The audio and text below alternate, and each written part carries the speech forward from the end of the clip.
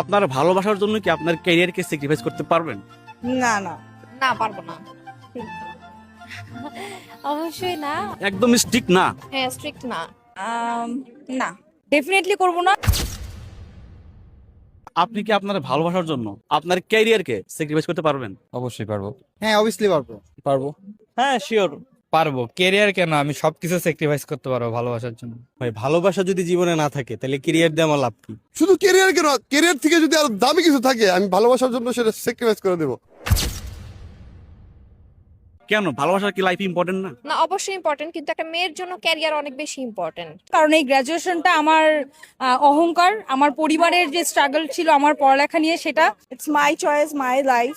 So হ্যাঁ, টাকাই আগে। সো আমি টাকা ইনকাম করলে মানে আমি মেয়ে মানুষ, এই হচ্ছে মেয়ে মানুষ। মানে আমি অনেক লাভ করি, তার উচিত যে আমার ইচ্ছা অনিচ্ছা প্রায়োরিটি দেওয়া। কারণ লাভটা একটা সময় পরে চলে আসবে, কিন্তু ক্যারিয়ারে এই অপরচুনিটিটা যে এখন মিস আউট হয়ে যাবে, এটা পরে আর পাওয়া যাবে না।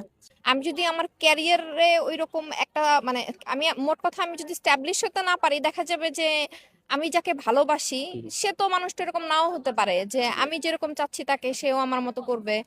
তো তারপর সে যদি আমার সাথে বিট্রে করে, তারপর আমি কি করব? একজন মানুষের জন্য আমি এই আমার যে জীবনের যে জার্নিটা, এটাকে আমি বিরতি দিতে দিব না ইনশাল্লাহ। এবং তাকেও ওই সম্মানটুকু করতে হবে যে আমি পড়ালেখা করে আসলে শুধু বসে থাকার জন্য আসলে পড়ালেখা করিনি। দেখেন, জীবনে ক্যারিয়ার অনেক আসবে, সুযোগ অপরচুনিটি অনেক আসবে, কিন্তু ভালোবাসার মানুষ, মনের মানুষ সে আসলে বারবার পাওয়া যাবে না, তাকে আসলে একবারই পাওয়া যাবে।